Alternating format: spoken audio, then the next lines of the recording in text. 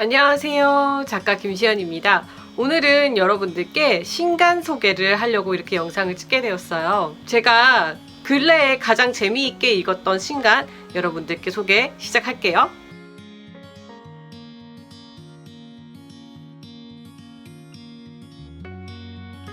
첫 번째로 여러분들께 소개할 신간은요, 바로 침묵이라는 무기입니다.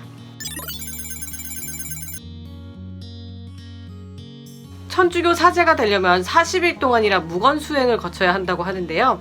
빌 게이츠는 1년에 2주간 외딴 곳으로 가서 홀로 자신의 내면과 마주하는 시간을 갖습니다. 여러분 혹시 혼자만의 공간에서 침묵을 경험해 보신 적이 있나요? 사실 침묵은 말보다 뜨거울 때도 있는데요. 그 침묵이라는 무기를 어떻게 다루느냐에 대한 책이에요. 침묵이 중요한 이유는 입을 닫는 순간 귀가 열린다는 것인데요. 침묵의 여러 가지 모습과 침묵을 어떻게 효과적으로 다루냐에 대한 책이에요. 정말 말이 넘쳐나는 세상이잖아요. 그렇다고 이 저자는 침묵이 무조건 좋은 것만은 아니라고 설명을 하는데요. 이 코르넬리아 토프라는 저자는 좋은 침묵과 나쁜 침묵이 있다고 합니다. 어떤 침묵이 좋은 침묵이고 어떤 침묵이 나쁜 침묵일까요? 침묵은 효과적인 무기로도 사용할 수 있지만 침묵을 나쁘게 사용한다면 침묵하지 않는 것보다 더 역효과가 일어날 수 있다고 하네요. 침묵도 일종의 소통의 방식이잖아요. 그래서 무조건 침묵하지 말고 이 침묵이라는 무기를 읽고 침묵의 다양한 효과를 먼저 알아보신 다음에 침묵이라는 무기를 효과적으로 사용하셔도 될 것 같습니다. 이렇게 말을 많이 하는 사람이 있잖아요. 뭐 듣지도 않고 자기 말만 많이 하는 사람이 있는데 저자는 이런 사람을 침묵의 힘을 모르기 때문이라고 설명하고 있는데요. 침묵할 줄 알고 말을 아끼게 된다면 어떻게 될까요? 그래서 이 책에서 저자가 51가지 침묵의 도구를 소개합니다. 이 책의 특징이 또 굉장히 술술 잘 읽히는 책이에요. 그래서 여러분들이 쉽고 재미있게 읽으실 수 있을 거라고 생각을 합니다. 우리가 또 침묵하면은 어색한 상황을 벗어나기 위해서 이 말 저 말 주저리 하는 경우도 있잖아요. 이런 상황은 또 어떻게 피해야 되는지, 이런 상황에서 침묵의 힘을 발휘하려면 어떻게 해야 되는지도 자세하게 다루고 있어요. 침묵도 말처럼 소통의 방식이라는 말의 양을 조절하여 전투력을 극대화하는 방법에 대해서 자세하게 기술되어 있는데요. 침묵의 효과를 긍정적으로 노리고 싶은 분은 이 침묵이라는 무기라는 책을 한번 읽어보시기 바랍니다.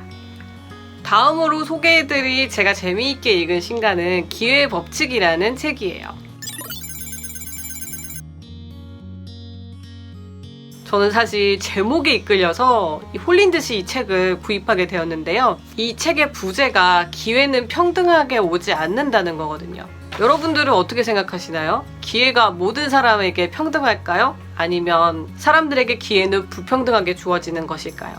이 저자가 강조하고 있는 거는 기회라는 것의 속성이 늘 변화한다는 거예요. 그리고 제가 이 책을 고른 이유 중에 가장 큰 이유는요, 요즘 시대가 거대 가속의 시기이기 때문입니다. 모든 게 빠르게 변화하고 있잖아요.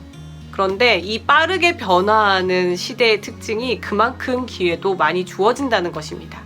그런데 어떤 사람한테는 그 기회를 포착할 수 있는 능력이 있고 어떤 사람은 기회가 많아도 기회가 전혀 보이지 않아요. 이 차이는 무엇일까요? 제 궁금증을 이 기회의 법칙이란 책에서 어느 정도는 해소를 하게 되었어요.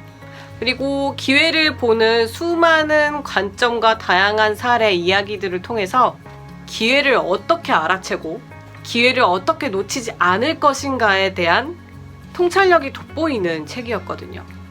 지금까지 인류가 목격한 가장 큰 기회들이 널려있는 요즘 반드시 읽어야 될 책이라고 생각해서 여러분들에게 추천하게 되었습니다. 다음으로 여러분들께 꼭 추천해드리고 싶은 신간 세 번째는요, 콘텐츠가 전부다 라는 책입니다. 요즘 여러분들은 뭘 하면서 가장 시간을 많이 보내시고 있나요? 네, 그렇습니다. 유튜브 아니면 넷플릭스를 보면서 가장 많은 시간을 보내고 있을 텐데요. 플랫폼이죠, 유튜브나 넷플릭스는요. 그런데 플랫폼의 승패 여부는 바로 콘텐츠에 달려 있습니다. 볼만한 콘텐츠가 많은 플랫폼일수록 유저의 시간을 많이 붙잡을 수 있겠죠. 콘텐츠가 플랫폼을 흔드는 시대에 중요한 것은 무엇인지 이 책을 통해서 여러분들이 흥미로운 사실을 많이 발견하실 수 있으실 텐데요. 저도 콘텐츠를 제작하는 사람으로서 이 책은 흥미로울 수밖에 없었어요. 이 책에서 강조하고 있는 것은 오리지널 콘텐츠인데요. 그렇다면 이런 질문을 할 수 있을 것 같아요. 내가 만들 수 있는 오리지널 콘텐츠는 무엇이지? 그런 콘텐츠를 만들려면 어떻게 해야 되지? 왜 이 시대의 오리지널 콘텐츠가 중요한 것인지 이 책에서 자세하게 다루고 있는데요. 구글 검색을 인스타그램이 추월했다고 해요. 그 이유가 무엇일까요? 구글로 검색해서 나오는 콘텐츠보다 인스타그램을 검색해서 나오는 콘텐츠가 훨씬 창의적이란 얘기거든요. 여러분은 이제 검색을 어디에서 하시나요? 맛집 검색은 완전히 인스타그램으로 넘어갔다고 해도 과언이 아닐 텐데요. 이 인스타그램 성공의 원인이 바로 유저들의 창의적인 해시태그 덕분이라고 합니다. 그저 SNS에 불과했던 인스타그램이 검색 포털로 자리 잡은 것도 유저들의 창의적인 콘텐츠가 쌓인 덕분이죠. 이제 누구나 콘텐츠를 만들 수 있는 세상이 되었어요. 그리고 이제 슈퍼리치는 콘텐츠 산업에서 나오게 되었습니다. 미디어 산업의 최신 트렌드까지 알 수 있는 이 책은요, 제가 정말 빠르고 재미있게 쑥쑥 읽혀지더라고요. 우리가 향유하는 콘텐츠의 현재와 미래를 꽤 흥미롭게 알 수 있는 책, 콘텐츠가 전부다. 여러분들께 꼭 추천해드리고 싶습니다. 그 다음으로 여러분들께 제가 읽었던 신간 중에서 꼭 추천해드리고 싶은 책은 200세 시대가 온다예요. 여러분은 몇 살까지 살고 싶으신가요? 뭐 100세, 120세 시대 이런 얘기는 많이 들어봤잖아요, 우리가. 그런데 200세 시대라니 저는 제목을 보고 깜짝 놀랐어요. 그리고 설마 하는 마음으로 이 책을 펼쳐보게 되었는데요.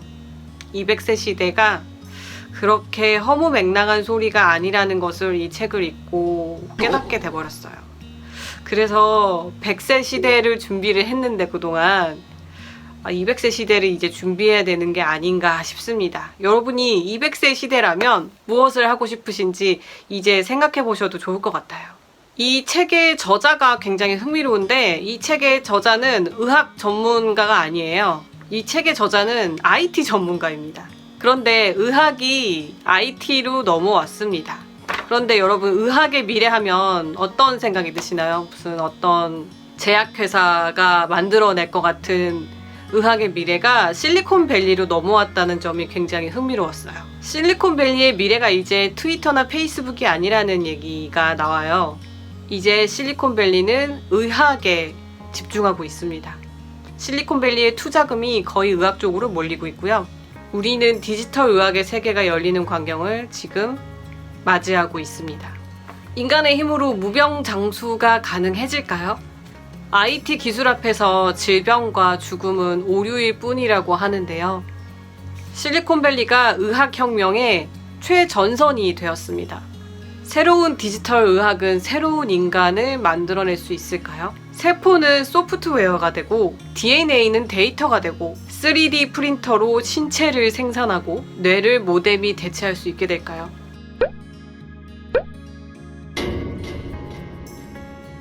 이제 그 돈이 이 실리콘밸리의 의학에 엄청나게 몰리고 있다는 사실을 이 책에서 우리가 확인할 수 있는데요. 이 책에서는 지금 실리콘밸리에서 행해지고 있는 충격적인 의학 발전 사실이 담겨 있어요. 그래서 제가 이 책을 보고 200세 시대가 허무맹랑한 소리가 아니라는 걸 알게 되었어요. 불치병은 과연 정복이 될까요? 3D 프린터로 새로운 장기를 갈아 끼우면 과연 인간은 200세를 살 수 있게 될까요? 사상 초유의 인체혁명 프로젝트가 일어난다면 사회적인 어떤 문제가 발생하게 될까요? 아프기도 전에 미리 치료를 받는 세상이 이미 왔어요. 그 예로 안젤리나 졸리가 자기 가족 유전병에 의해서 지금 병에 걸리지도 않았는데 병에 걸릴 가능성이 많으니 유방을 절제하는 수술을 받게 되었죠. 그뿐만 아니라 애플워치가 심장 이상을 체크해주는 세상이고요. 앞으로는 얼마나 더 혁명적인 변화가 오게 될지 200세 시대가 온다를 읽으면서 의학혁명의 실체를 여러분들이 확인하시기 바랍니다. 저는 이렇게 신간 소개할 때가 제일 신나는 것 같아요. 제가 읽은 책을 여러분들도 어떻게 읽으셨는지 너무 궁금해요. 댓글로 여러분들이 이 책을 어떻게 읽으셨는지 남겨주신다면 감사하겠습니다. 오늘도 영상 봐주셔서 감사하고요. 저는 다음 콘텐츠로 다시 찾아뵐게요. 구독, 좋아요, 알림 설정은 제가 영상을 만드는데 큰 힘이 된답니다. 저는 다음에 뵐게요. 안녕!